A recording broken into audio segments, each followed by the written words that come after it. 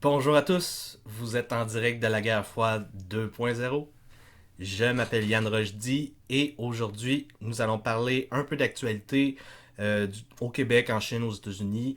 Ensuite, je vais vous faire une petite revue du livre Les Morts de désespoir, Death of Despair de Anne Case et Angus Deaton. Et finalement, je vais parler de la gauche aujourd'hui au 21e siècle. Qu'est-ce que c'est, d'où est-ce que ça vient, qu'est-ce qu'on fait à ça, qu'est-ce qu'on fait avec ça. Donc, j'aimerais ça commencer en disant merci à un nouveau fan qui s'appelle Fred, un petit fan qui m'a fait un bon gros don pour pouvoir continuer à produire mon podcast. Et merci aussi à François pour de la compagnie Lux Media Studio de création qui, vous avez vu, m'a fait une belle commandite avec une caméra, des projecteurs, un micro. Et ça fait un petit niveau supérieur pour la qualité de mes podcasts. Vous le savez, c'est un projet qui fonctionne grâce au partage. C'est du bouche à oreille. Donc, vous pouvez être certain que vous devez vous abonner à ma page sur YouTube. Vous pouvez aussi envoyer les vidéos à votre famille, vos plus jeunes, vos plus vieux. Moi, j'essaie de parler à tout le monde. Je ne sac pas. Je suis très gentil. Je suis beaucoup plus doux en vidéo que à l'écrit, bien évidemment. Donc, je commence l'actualité. Actualité au Québec. Donc, c'est un reportage de Catherine Brulotte à ici Radio-Canada qui nous parle, dans le fond, d'une fuite de données au début de l'année qui aurait eu aux États-Unis et aussi au Canada. C'est des données que ça a été confirmé par la GRC et c'est des données qui concernent 38 postes de police dans diverses provinces au Canada. C'est des données, pour l'essentiel, des données administratives, donc à peine confidentielles. Là, ils vont nous dire que c'est pas vraiment dangereux, mais en fait, toute fuite de ce genre permet de faire beaucoup de choses avec. Donc, on le sait que c'est une fuite qui rentre dans la campagne de guerre froide des Chinois et ça garnit dans le fond leurs nodes de surveillance un peu qui sont dispersés partout sur la planète. Ils ont des gros data centers pour chaque pays, chaque région, afin de mapper toutes les élites, dans le fond, tout ce qui est gouvernement, fonctionnaires, entrepreneurs, politiciens, académiques. Et c'est ça rentre dans leur stratégie qui est décrite dans Hidden Hand de Clive Hamilton et Mary Kay Holberg. Euh, je vous en parle tout le temps parce qu'en fait, c'est le livre rend compte de toutes ces manières de fonctionner du Parti communiste chinois. Deuxième nouvelle, une fuite de données de les FinCEN Files. 269 gigaoctets de données. C'est une fuite de données qui a été faite à BuzzFeed, on ne sait pas de qui. Des journaux de partout sur la planète ont analysé les données et on a vu que c'est 2 trillions de dollars de transactions bancaires par des Russes. Donc, partout en Europe, là, les banques Standard Chartered, HSBC, JP Morgan, Barclays, Deutsche Bank, on le voit, toute l'Europe, j'en parle depuis le début de cette émission-ci. L'Europe, dans le fond, ce n'est plus un centre de pouvoir politique, militaire, blablabla. C'est rendu un marché qui est dépecé par les empires. Donc, on a les Russes, les Américains, les Chinois qui se chicanent pour savoir quel morceau ils vont pouvoir avoir. Et d'ailleurs, la fuite de données montre que en Angleterre, il y a jusqu'à 3000 compagnies qui sont citées dans les papiers. C'est beaucoup d'argent, c'est beaucoup de compagnies et ça, c'est juste les Russes. Parce qu'en fait, les Chinois, c'est la même chose. Les Américains, c'est la même chose.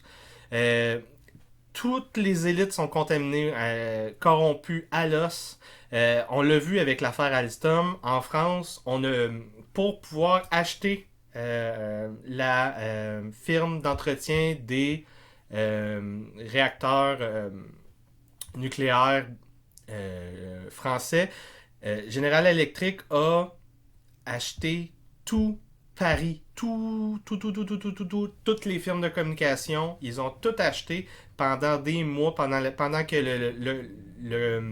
le contrat se faisait valider par la Cour européenne et toutes les assemblées. Ils ont monopolisé toutes les firmes de communication et ça a passé comme dans du beurre. C'est la même chose avec ces histoires-là. Là. L'Angleterre est complètement. C'est rendu une zone à risque. Les Américains sont d'accord avec ça. Ils ont lancé des avertissements pour les voyageurs, les entrepreneurs.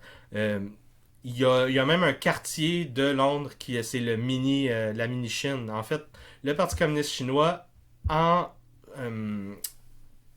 aidant les conservateurs et le Brexit à se faire, avaient dans l'idée de faire de l'Angleterre leur paradis fiscal pour pénétrer le marché européen. Donc, on le voit, tout fait partie des mêmes stratégies de guerre froide. La Chine envoie des signaux pour répondre aux Américains présentement.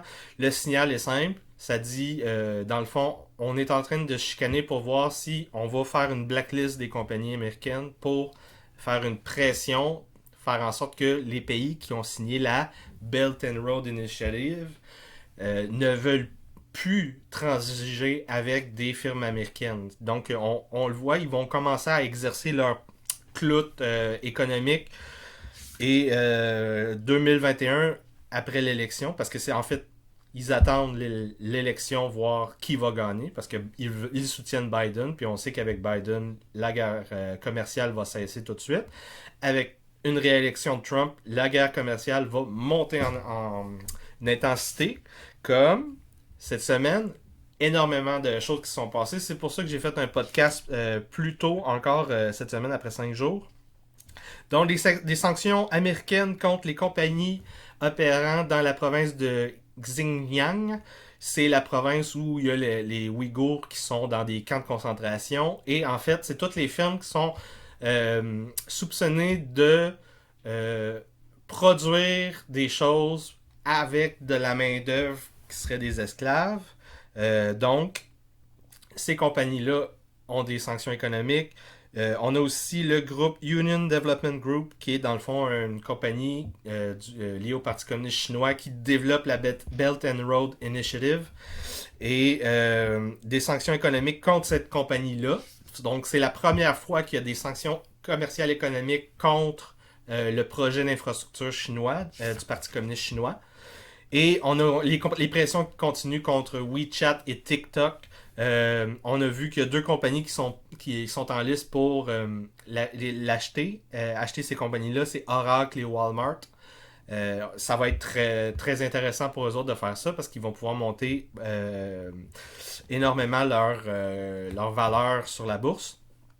On a aussi le sous-secrétaire à l'État, sous-secrétaire d'État Kate Crack qui a visité Taïwan récemment, au début du mois. Et durant sa visite, en plein milieu, il y a 16 chasseurs et 2 bombardiers chinois qui ont passé au-dessus de l'île en violant l'espace aérien. C'est le genre de manœuvre militaire, ça s'appelle on le sait que vous êtes là, vous voyez, on le sait, on va pas on va pas se laisser faire tout le temps là. Fait que ça c'est des tactiques d'agression pour forcer l'autre à l'erreur. Fait que c'est ça le but. Le but c'est un jeu présentement entre les Chinois et les Américains. Toute cette frontière là, la mer de Chine du Sud jusqu'au Tibet. Puis de l'autre bord jusqu'au vers l'est, c'est une guerre froide qui est le jeu, c'est de pousser l'autre à l'erreur afin de pouvoir faire des sanctions économiques, politiques et des remontrances internationales en échange. C'est un peu ce qui est arrivé avec l'Iran quand Donald Trump a fait exécuter le militaire haut gradé iranien qui était responsable de toutes les filières terroristes mises de l'avant par l'Iran. Et aussi En parlant encore d'Iran, Mike Pompeo lundi qui a annoncé des sanctions économiques contre des personnalités, des académiques et des personnes liées au réseau terroriste, des académiques liés au programme nucléaire civil iranien.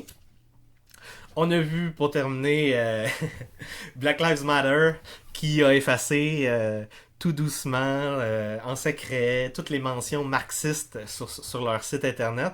Ils ont vu que ça leur fait pas une bonne publicité de parler contre la famille nucléaire, puisque, comme on le sait depuis toujours, depuis les années 70-80, avec la mondialisation, je vais en parler plus tard, il y a eu une épidémie de crack et beaucoup de pertes d'emplois dans les communautés noires urbaines. Et à partir de ce moment-là, il y a eu une crise de la famille noire qui est toujours pas résolue, en fait, qui a recommencé. Enfin, je vais en parler au deuxième sujet.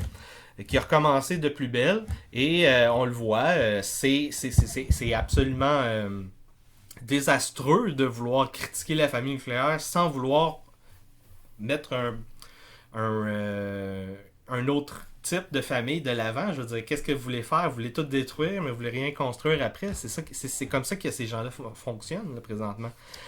Donc, en réaction à tout ça, on a vu Donald Trump, il y a quelques semaines, il a posé un mémorandum disant que si les villes allaient laisser la dégradation du mobilier urbain, les bris de propriété et la violence laisser libre cours dans leur ville, eh bien, ils allaient cesser de les financer la police dans ces villes-là.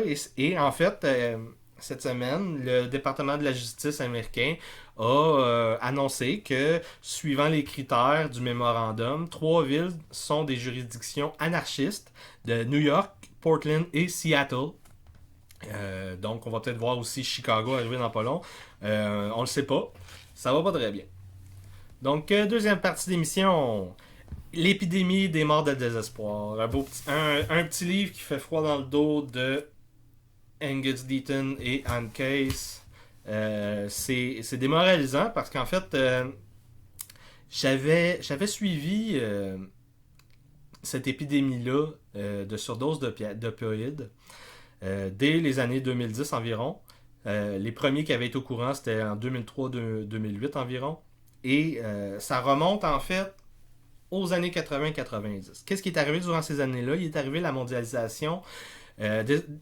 Donc, les usines qui sont délocalisées en Chine, on a vu que ces jobs-là ont été remplacés non pas par des jobs du même niveau, mais par beaucoup de jobs pour les universitaires et quelques jobs sous-payés avec des conditions exécrables pour la working class américaine, donc le secondaire 5, le high school. Et donc, il y a ça c'est comme le point de départ. Le point de départ, c'est on perd tous nos jobs. Puis en même temps, qu'est-ce qui se passe? Il se passe que la communauté universitaire médicale met de l'avant comme il y a une mode qui s'appelle la douleur comme le 5e signe vitaux. Et là, c'est en même temps on est capable de synthétiser des nouveaux opiacés comme l'oxycontin. Et on va mettre de l'avant comme, OK, il faut que les personnes soient... faut qu'on soigne leur douleur, parce que je veux dire, c'est pas correct. Donc, on va prescrire abondamment les opiacés pendant des décennies, depuis ces années-là. Et les gens, ils pensaient qu'ils n'allaient pas être accros à ça, à avoir une addiction. Et finalement, c'est ce qui arrive. Là, on le sait, c'est très addictif ces produits-là. Et ils ont vécu toute cette souffrance-là pendant jusqu'encore aujourd'hui, parce qu'on est dans le pic de l'épidémie. Moi, j'ai lu Dreamland de Sam Quinones. Il raconte toute l'histoire de cette épidémie-là d'opiacés. Elle vient en 3 vagues. La première vague, c'est l'Oxycontin, les opiacés médicaux qui ont mis en place l'addiction de centaines de milliers et de millions de gens. Ensuite, la deuxième vague, c'est un produit qui vient du Mexique qui s'appelle le Black Tar, qui arrive vers la fin des années 90 via des auto-entrepreneurs qui traversent la frontière. Des auto-entrepreneurs qui sont non violents et qui ne font que vendre aux Blancs. Et c'est un produit qui coûte rien, qui est standard à peu près 80% pur. Et à cause de ça, ils font des marges énormes et ils ramènent l'argent chez eux. C'est comme c'est une filière qui s'est construite tout seul. Il n'y a pas de chef. Donc on les arrête, ça recommence tout le temps à peine quelques jours plus tard. Des fois, la journée d'après, il y a déjà du monde. Et ça, c'est la deuxième vague. La troisième vague, c'est le fentanyl chinois qui est arrivé à partir de 2013.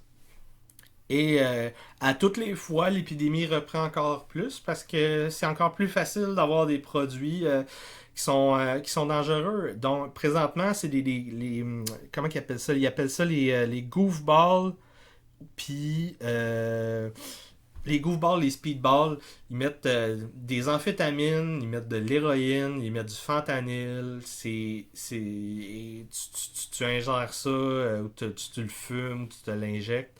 C'est dégueulasse. C'est la meilleure manière de mourir. Puis c'est tellement dangereux, là. Puis ça a tellement pas de sens à quel point les gens sont addicts à ça. C'est que des fois, il y a des premiers répondants, des policiers, des ambulanciers, puis des pompiers qui vont utiliser du Narcan jusqu'à 3-4 fois dans la même journée avec la même personne. La personne veut vraiment... elle est tellement accro à ça qu'elle voit pas le danger dans lequel elle est. C'est complètement fou. Et là, moi j'arrive, je termine ce livre-là, je me dis, bon, ça va pas bien, mais là, Sam Quignonez, il termine en parlant d'exemples de communautés qui se remettent tranquillement de tous ces problèmes-là. Donc je me dis, ok, c'est bon. Lentement, ça va se résorber. Les Américains, c'est un peu fort et tout. Mais malheureusement, Anne Case et Angus Deaton, qu'est-ce qu'ils nous disent? C'est qu'en fait, l'épidémie est encore plus grande qu'on pensait. C'est pas juste des surdoses d'opiacés. C'est des surdoses d'alcool, des cirrhoses, des suicides et finalement, en quatrième, un regain des maladies cardiovasculaires avec les amphétamines, la cocaïne qui sont partout disponibles. Les gens abusent de ça à fond. Ça détruit le cœur à la longue quand on utilise ça de manière chronique. Parce qu'on fait des arythmies. Puis quand on fait des arythmies, ça détruit notre cœur. Donc, c'est pour ça qu'aussi, prendre plus que 4 cafés par jour, c'est aussi dangereux, ça fait des arythmies. Il faut faire attention à qu'est-ce qu'on consomme. La modération a bien meilleur goût. Donc, ça, c'est les 4 vagues. Tout ça augmente à chaque génération. Ça affecte les femmes, ça affecte les Noirs, et ça affecte les Latinos maintenant. C'est les Noirs et les Latinos, ça a commencé l'épidémie a commencé entre 2013 et 2017. Donc ça commence pour eux autres. Chez les Blancs, c'est depuis les années 80 donc. Et comme je vous ai dit plus tôt, on a déjà vu ce phénomène arriver dès les années 70-80 avec les Noirs. Et là, ça les affecte encore à nouveau. Donc, moi, j'ai beaucoup d'empathie pour les gens qui soutiennent Black Lives Matter, les gens normaux, pas les militants, les gens normaux, parce que c'est des bonnes valeurs. C'est vrai que la vie des Noirs est importante, mais en fait, c'est la vie de tout le monde qui est importante. Parce que ce genre de dynamique-là, maintenant, affecte toutes les grandes majorités. Il y a seulement certaines communautés américaines qui sont pas affectées, comme les Asiatiques qui sont pas affectés parce que la famille est encore très présente chez les Asiatiques. Et sinon, oui, quand on est de gauche, on dit spontanément, en investissant de l'argent, en créant des programmes sociaux, en soutenant le communautaire, en envoyant de l'argent partout, là. En envoyant de l'argent partout, on règle les problèmes. Mais en fait, pourquoi qu'on dit ça? On dit ça parce que, selon la mythologie de gauche, en fait, ces problèmes-là existent à cause de la pauvreté, les inégalités et les récessions. C'est toujours ça qu'on dit. Mais en fait, les deux auteurs ont analysé les courbes en regardant les moments de la récession 2008-2009 et en regardant la distribution géographique de ces dynamiques épidémiques-là.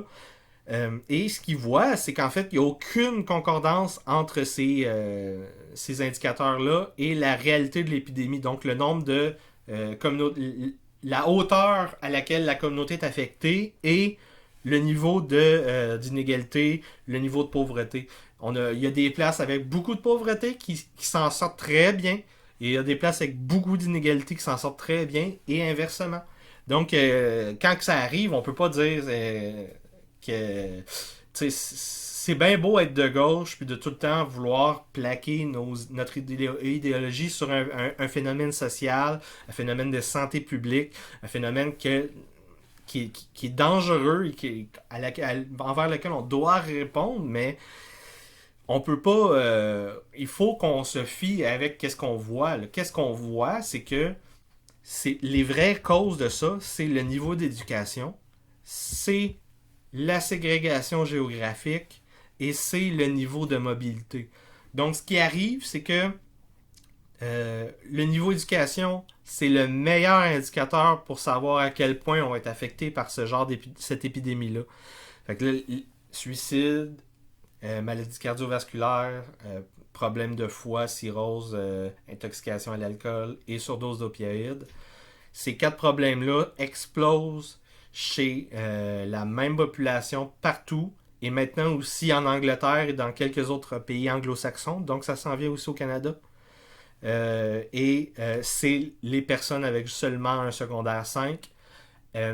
Dès qu'on a un peu de collège, donc ici ce serait cégep, eux autres c'est plus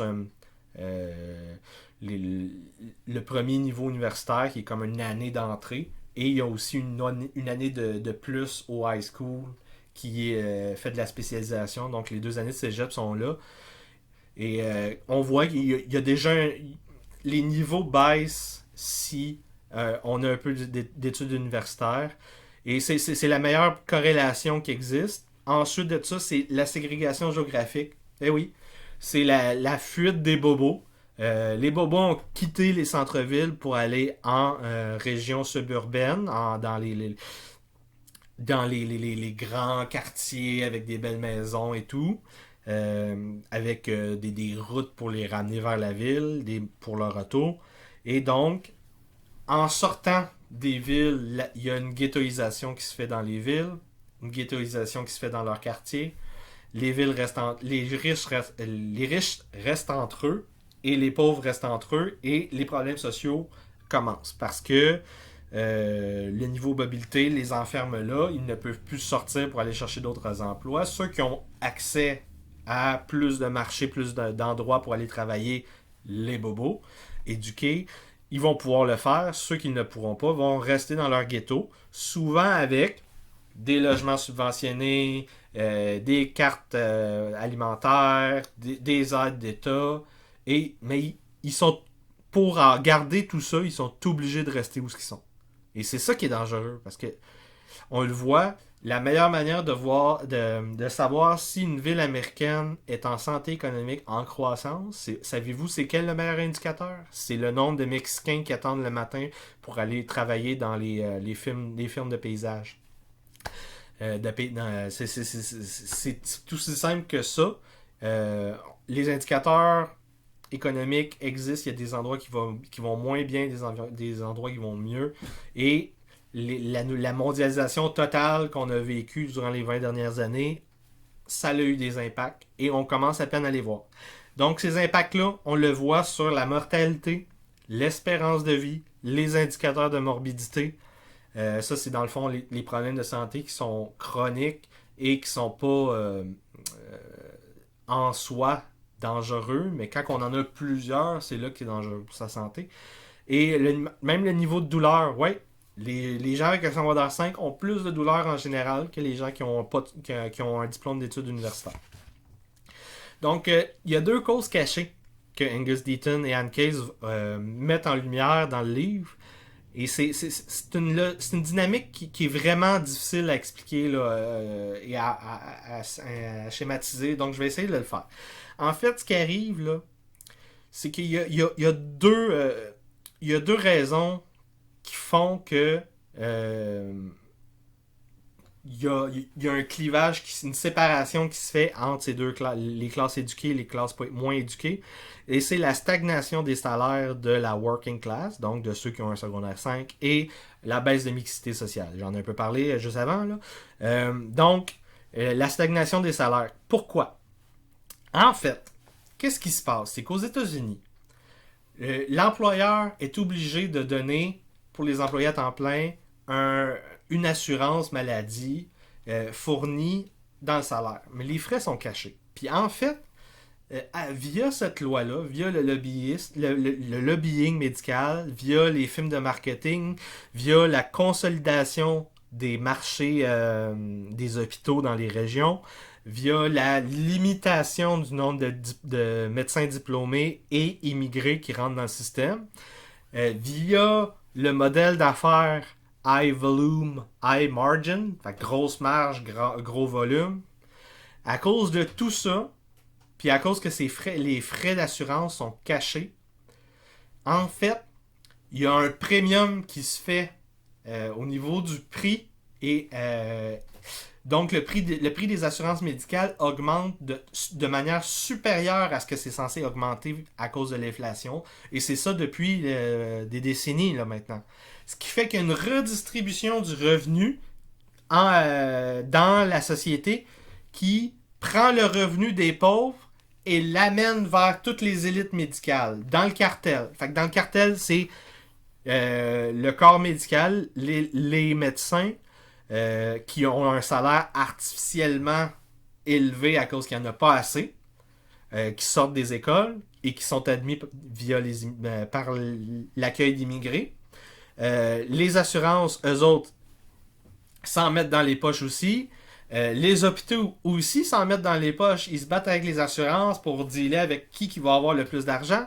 Et ça fait que tu as des élites de même dans plusieurs endroits du marché américain qui se sont formés, qui se consolident à travers le lobbying à Washington. C'est ces élites-là que Donald Trump combat. Lui, c'est surtout présentement le complexe militaro-industriel et les GAFA.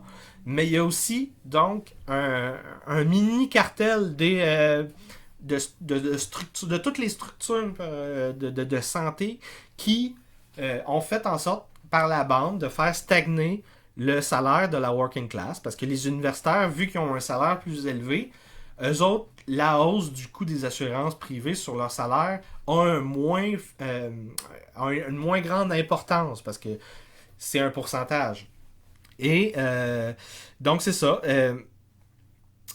La deuxième chose, c'est la baisse de mixité sociale, là, je vous l'ai dit. Là, mais c'est pas juste au niveau de la géographie.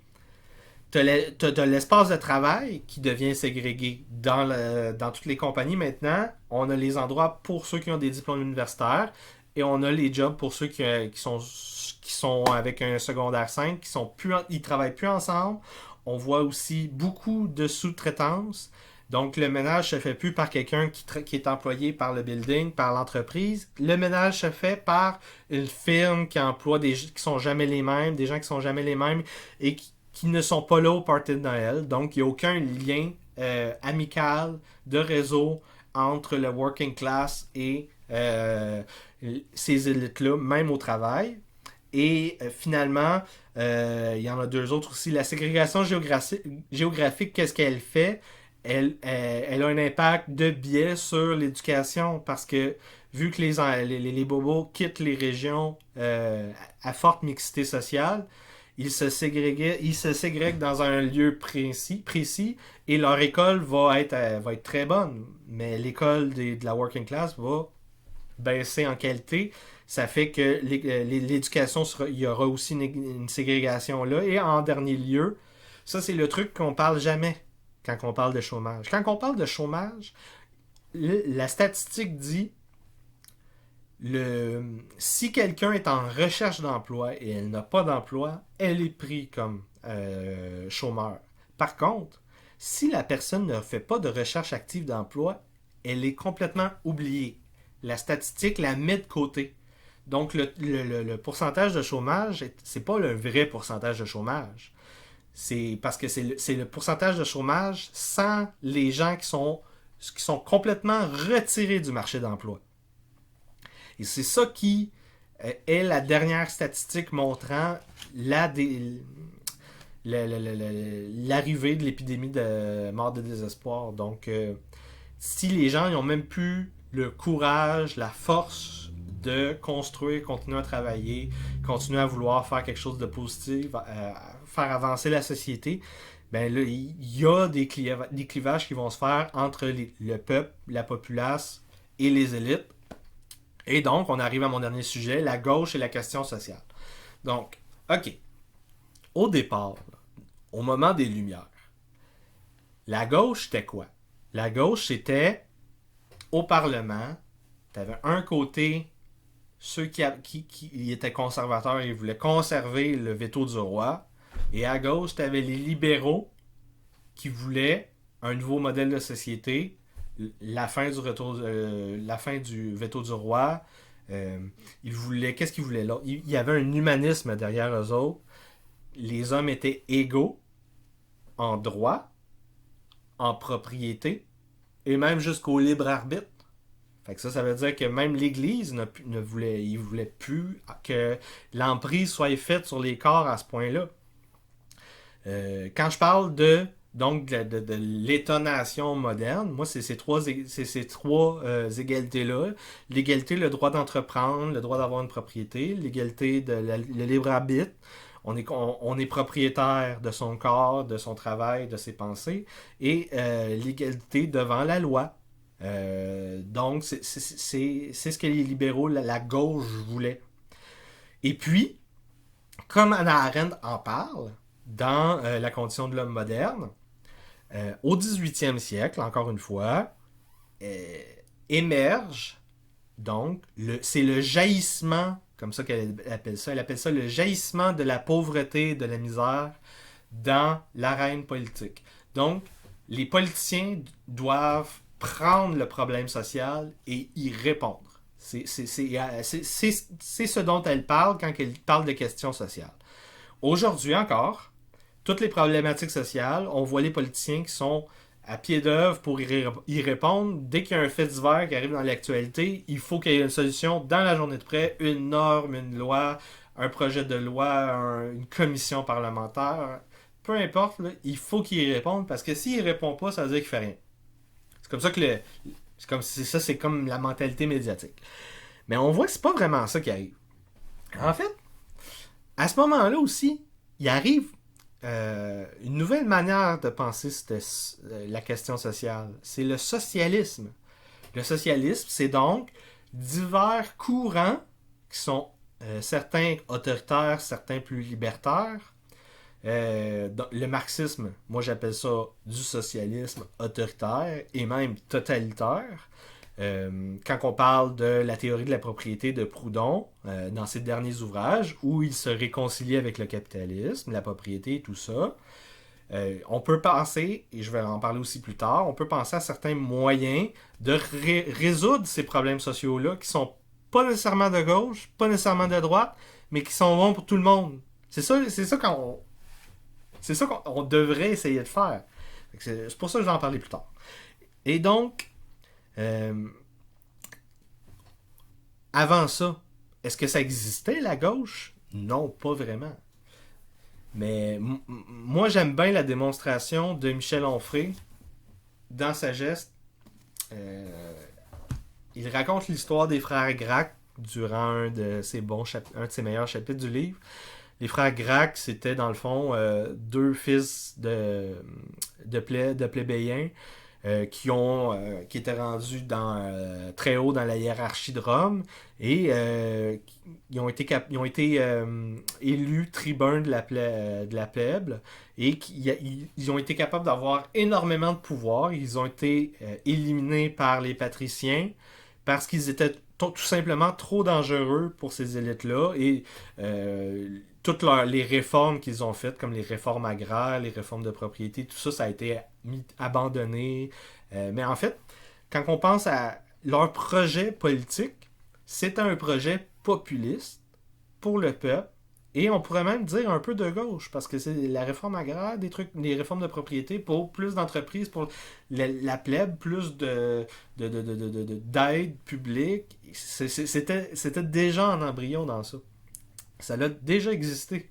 Donc, qu'est-ce qu'on peut dire? On peut dire à travers ça que le populisme, ce dont on parle beaucoup de ce temps-ci, c'est 4 choses.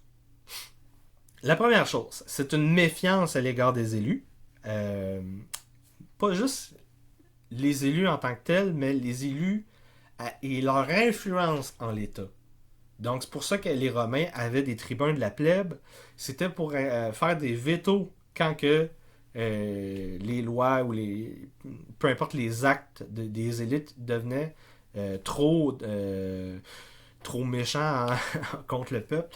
Et donc, ça c'était la première chose. La deuxième chose, c'est une méfiance à l'égard de l'État, mais à cause de sa force qui est utilisée sur le peuple. Donc, si on utilise les militaires, si on utilise l'armée, si on utilise la police pour réprimer le peuple, ben ça fait aussi, ça crée du populisme aussi. La troisième chose, c'est la place des esclaves et des étrangers dans la société. Ok, on n'a plus d'esclaves aujourd'hui, mais on a quand même la plus grande migration de masse depuis le 19e siècle, facilement, là. Ou peut-être certaines époques du 20e siècle à certains endroits, là, mais par rapport au capita, c'est la vague de migration, elle est énorme et on le voit, j'en ai parlé souvent avec la saillance médiatique des articles d'immigration, de problèmes sociaux liés à ça, problèmes sociaux. Plus il y a une saillance médiatique et plus ça traduit un vrai malaise dans la société. Donc, si on en parle beaucoup présentement, c'est parce qu'il y a un réel malaise et parce que c'est une insécurité qui est culturelle et qui est présente dans la majorité. Donc, il faut qu'on comprenne ça. Et la dernière chose, donc, c'est les inégalités dans la société au niveau des entreprises, de l'accès à la propriété, l'accès au marché. Et on le voit présentement avec la campagne électorale américaine, le média est en train de se dissoudre et plusieurs plateformes alternatives naissent. Il y a un écosystème alternatif qui se crée, plusieurs même, sur plein de plateformes. Et ces plateformes-là sont réprimées par les GAFAM. Google, Facebook, Amazon, Apple, Microsoft, ils sont réprimés dans les recherches, l'accès à du contenu. Il y a du contenu maintenant comme mes podcasts, donc il va falloir être abonné pour pouvoir accéder en recherche. Ça n'a aucun sens. Ça veut dire que si vous recherchez Guerre froide 2.0, vous le verrez plus. Mais si vous mettez Yann Rochdy, vous allez voir ma page. Vous cliquez sur ma page, vous vous abonnez. Et là, vous allez pouvoir voir en recherche mes podcasts. Ça n'a aucun sens. Donc, présentement, je suis en train de penser aussi à d'autres plateformes pour pouvoir mettre mon contenu en ligne à cause de ça. Parce que si je suis plus capable de faire en sorte que les gens me voient, si je suis plus capable de payer des publicités pour pouvoir accéder à un marché, à une projection médiatique, ben c'est un problème d'inégalité pour moi, là. Et donc, c'est quoi? Face à ça, on se dit ok, je vais être de populiste, je vais être de gauche, comme Chantal Mouffe, excusez. Comme Chantal Mouffe disait, je vais être populiste de gauche. Mais le populiste de gauche, c'est de la bullshit intellectuelle. C'est une conceptualisation qui ne vaut rien du tout. Et savez-vous pourquoi? Parce que la personne même qui l'a créé, Chantal Mouffe, a dit une année plus tard qu'elle s'était trompée. Et je veux dire, tout est là. Parce qu'en fait, on comprend pas comment placer les populistes dans l'arène politique. On essaie de tracer des axes. On dit les populistes sont illibéraux, ils sont nationalistes, ils sont fascistes, ils sont national populistes. On fait plein d'anagrammes comme ça, des petits codes pour dire ils sont des fachos. Mais en fait, c'est pas vraiment ça. Comme je l'ai dit, il y a vraiment c'est les mêmes quatre problèmes. C'est face aux élites, face à l'État, face aux inégalités et face aux étrangers. On va être populiste contre ces acteurs-là. Et qu'est-ce qu'on va faire pour répondre à ces déséquilibres-là, ces asymétries de pouvoir-là? On peut y répondre de plein de manières. Premièrement, on va mettre en échec les grandes corporations avec des antitrusts. Ça, dans le fond, c'est des manières de d'intenter des procès contre des entreprises qui agissent en monopole et qui font des concurrences déloyales envers les plus petits acteurs dans le marché. Donc, qui empêchent des gens à rentrer dans le marché. Et c'est ce qui va arriver, moi je l'ai annoncé, là, c'est ce qui va arriver aux États-Unis. Les antitrusts s'en viennent contre les GAFA. Et j'espère que dans son deuxième mandat, Trump va avoir la présence d'esprit de commencer des antitrusts aussi contre le monopole médical. Parce qu'en fait, le système de santé est au cœur du problème. Ici, c'est moins pire. Mais on voit le problème qui commence à émerger à certains endroits. Et c'est tellement présent que moi, j'ai peur d'aller à l'hôpital maintenant. Donc, deuxième chose, on va détruire les structures de l'État, les structures administratives, les bureaucraties, les labyrinthes de pouvoir. Vous avez le meilleur exemple de cette dérive-là, c'est la France. Le dédale de bureaucratie handicape leur société. C'est désastreux. Et donc, il faut détruire ces structures-là, remplacer les programmes sociaux par des vouchers, des bons de consommation. C'est ça qu'il faut faire. Il faut que les gens soient capables de choisir qu'est-ce qu'ils vont vouloir faire avec les aides publiques qui leur sont allouées. C'est la meilleure chose qu'on pourra faire. Choisir le type d'école que nos enfants vont vouloir aller voir. Choisir quel type d'assurance santé qu'on va vouloir se prendre.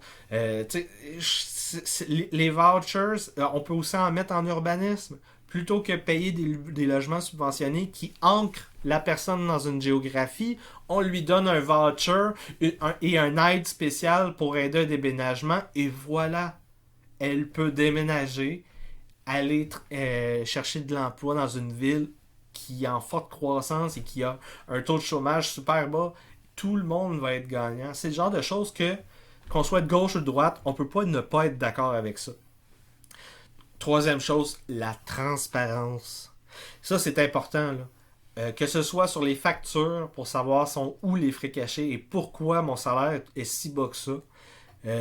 On le voit, il faut aussi qu'on le mette dans les assurances, le coût des soins. Il faut aussi qu'il y ait une transparence dans les lobbies à Washington et aussi dans les médias, le marketing. Qui achète les pubs sur Facebook et dans les autres GAFAM. Ça, c'est important. Qu'est-ce qu'on fait avec nos données? Quand est-ce qu'ils ont accès? Nos données valent de l'argent. Et c'est là qu'il y a beaucoup de libéraux qui vont être d'accord avec moi. On parle souvent de la vie privée, mais au-delà de la vie privée, nos données valent de l'argent. Et présentement, on donne nos données contre un accès à du contenu ou à une plateforme. Ce n'est pas assez. Nos données valent plus, surtout ceux qui mettent du contenu en ligne, parce que la plateforme gagne grâce à ce contenu qui est additionné et qui est créé par des gens comme moi. Des gens qui n'ont pas d'agence marketing pour faire la pub et qui doivent sortir l'argent de leur poche pour en acheter. Quatrième chose, une agence de surveillance contre les cartels de type médicaux. Aux États-Unis, c'est ça que ça prend. Ils ont ça en Angleterre. Ça s'appelle la NICE, la National Institute for Healthcare Excellence. Donc, cette agence-là surveille les coûts. Ici, c'est la régie de la santé, de l'assurance maladie. La régie de l'assurance maladie qui fait cette surveillance-là, vérifie le coût des traitements, et c'est le gouvernement qui traite avec les pharmaceutiques pour le coût des médicaments. Moi, j'aimerais ça que ce soit transparent. Je veux pas juste que Gaétan Barrette me dise j'ai sauvé tant d'argent avec la renégociation. Je veux qu'on sache combien ça coûte. Parce que je serais bien d'accord avec Québec solidaire pour faire un Pharma Québec. Donc, encore une fois, c'est pas parce que c'est de gauche, c'est pas parce que c'est de droite, c'est parce que c'est une bonne idée. Et dernière chose, il faut décentraliser. Donc, tous les ministères et agences qui sont à Québec seulement, là, et qui sont censés trouver les meilleurs moyens pour tout, puis envoyer les données partout sur la province, moi, j'aime pas ça. Moi, je me dis que les problématiques qui sont au Saguenay, c'est pas les mêmes problématiques qu'il y a au Québec. Par exemple, juste avec la COVID, au Saguenay, il n'y a pas beaucoup d'hôpitaux. Puis si l'hôpital est plein, c'est combien de kilomètres qu'il faut qu'il fasse avant de trouver un autre hôpital? Je pense que ça demande même des extractions par hélicoptère ou par avion rendu là. Donc, c'est pas la même problématique qu'il y a au Saguenay qu'il y a à Montréal.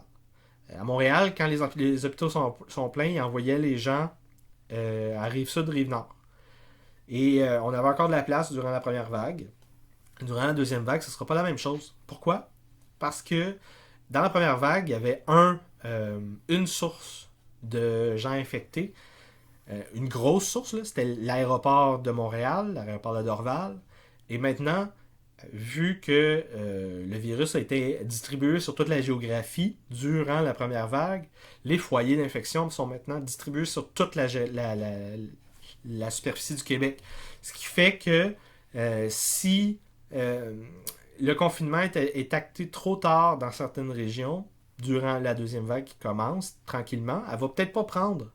Moi, les chiffres, je suis bien sceptique comme tout le monde parce qu'il y a plus de tests, donc il y a plus de personnes qui vont être dépistées. Et présentement, le taux d'hospitalisation n'est pas aussi élevé que la première vague. Donc on ne sait pas.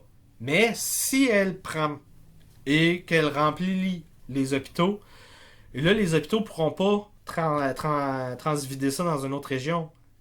Toutes les régions vont être touchées. Et il y a encore des CHSLD qui sont dans la merde, en maudit. Donc ça va pas bien. Donc pour conclure, ce qu'on doit faire si on veut être populiste, c'est quoi? C'est augmenter la mixité sociale. C'est augmenter le salaire réel euh, et rendre plus transparent les aides publiques qui sont accordées à la working class. C'est stimuler pas juste le diplôme universitaire. Il y a 33% de la population aux États-Unis qui ont un diplôme universitaire seulement. Et le but, c'est pas d'avoir 100% de la population qui sont des universitaires, parce qu'on va tous avoir des baisses de salaire. Ce qu'on a besoin, c'est qu'on a besoin d'entrepreneurs, on a besoin d'artisans, puis on a besoin de tous les nouveaux métiers qui vont se développer, là. C'est tout ça qu'il faut stimuler en même temps. Il faut créer un cocktail de mesures qui vont satisfaire toutes les dispositions des gens. Pas juste les gens urbains, pas juste les gens en campagne, pas juste les bobos, pas juste la plèbe. Faut que tout le monde soit mis de l'avant. Ça prend des aides à la mobilité pour la working class. Par exemple, moi, j'aimerais beaucoup avoir une aide pour un déménagement et pour c'est primordial et aussi un voucher pour avoir un logement à Montréal. Tu sais, si je veux, mettons, faire du média à tous les jours, je peux pas faire Saint-Marcel, Montréal en auto à chaque jour. C'est autant de manière écologique que de manière économique pour mon budget. Donc, si je veux faire le saut, c'est beaucoup plus facile pour moi si j'ai un aide à mobilité puis j'ai des vouchers pour un loyer modique. Ça prend ça. Ça prend... et dernièrement, c'est le plus important.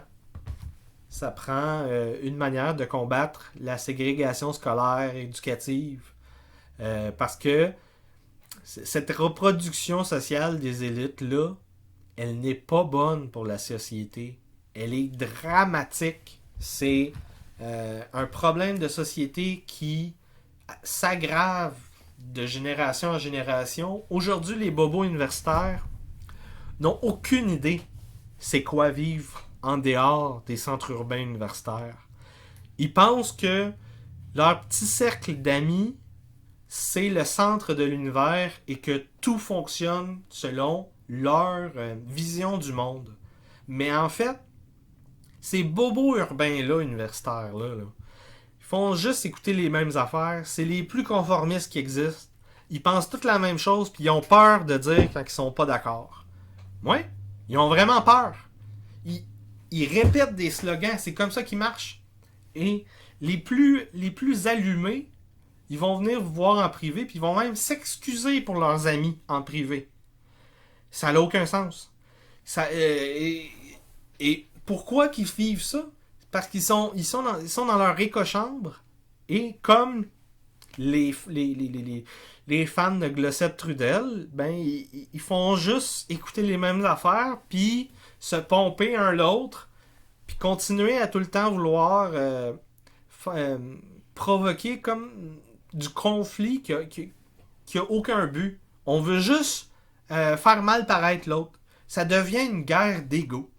Plutôt que de vouloir engager la discussion, le débat, de montrer qu'on sait de quoi qu'on est capable, de dire moi je suis pas d'accord avec toi, paf, paf, paf, c'est à cause de ça. Mais par contre, on est capable de se rejoindre quelque part. Plutôt que de faire ça, on va choisir de soit se faire ma gueule, soit de jouer à qui perd la face. Et tant qu'on n'est pas capable de passer ce blocage-là, là, de ne pas vouloir être choqué, tant qu'on ne sera pas capable de traverser ça, là, ben il va se passer rien. Fait que c'est ça. Parler de gauche, parler de populisme, parler de l'épidémie de mort, de désespoir, c'est une manière de revoir c'est quoi les vrais problèmes, les vraies causes de la misère, de la pauvreté. Et ça implique de redéfinir, dans le fond, le bouquet de mesures qu'on va vouloir mettre en place pour répondre à ces nouvelles réalités-là. Et c'est là qu'on est rendu. On est rendu au moment où on doit se créer peuple, se construire la société du 21e siècle et répondre à la menace chinoise qui, par les infrastructures, par la 5G, par la pression politique, leur soft power, essayent de rentrer peu à peu dans notre société, ils essayent de l'influencer, et au point que l'élection présidentielle de cette année-ci, l'élection du candidat populiste Donald Trump, le seul qui veut mettre des antitrusts en place, le seul qui veut s'imposer contre la Chine, le résultat de cette élection-là est primordial pour savoir ce qui va se passer en 2021. Donc, moi, à ce niveau-là, je vois deux scénarios. Les deux scénarios, c'est simple. Là. Moi, je vois pas l'élection de Joe Biden parce qu'il ne fait pas campagne et parce qu'on le voit dans les sondages, c'est une chute libre qu'ils ont au Parti démocrate. Donc, pour moi, soit que Donald Trump va gagner avec un landslide immense, là, du genre à Ronald Reagan ou de quoi de même. Là, des gros landslides, là. Peut-être même un État démocrate comme New York qui pourrait basculer ou la Californie. On le sait pas, là, mais moi je pense que ça va être une grosse victoire de Donald Trump. Et l'autre version, c'est la version dystopique. La version dystopique, c'est il y a trop d'États qui font le vote par correspondance. Ça prend 3 semaines, 2 mois, 3 mois, 4 mois avant qu'on ait le résultat de ces États-là. Et donc, que le 21 janvier, à la transition de pouvoir, ça va être le leader de la Chambre des représentants. Pour l'instant, c'est Nancy Pelosi. C'est elle qui deviendrait le président de transition dans l'attente des résultats de l'élection. C'est les deux scénarios que je vois. Et j'espère que c'est le premier qui va arriver parce que l'antitrust et le mouvement anti-guerre de Trump, le retrait des troupes, le début de la guerre commerciale contre les Chinois, tout ça, c'est important et il faut qu'on maintienne cette pression-là. Sinon, tous les problèmes que la gauche n'aime pas dans les GAFA, par exemple la vie privée, le contrôle, la manipulation, l'autoritarisme, la perte d'accès au marché, la censure des comptes de gauche, ben tout ça, ça va être encore plus mis de l'avant par ces plateformes-là. Parce qu'au départ, c'est tout le temps la même chose. Quand on soutient la censure, on se dit tout le temps « Ah, c'est juste mon ennemi idéologique, c'est rien. » Mais plus que ça avance, plus que l'outil de pouvoir prend puissance et plus elle va toucher les uns les autres. Tant que c'est...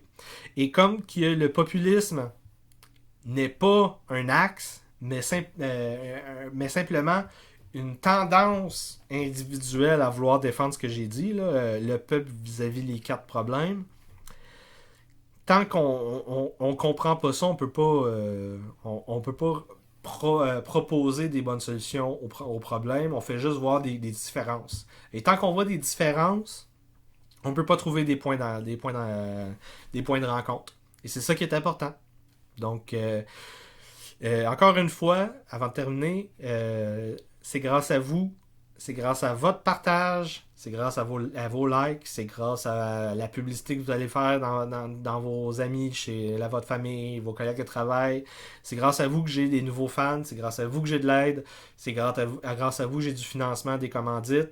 Grâce à mon ami François et son studio Lux Media Studio de création.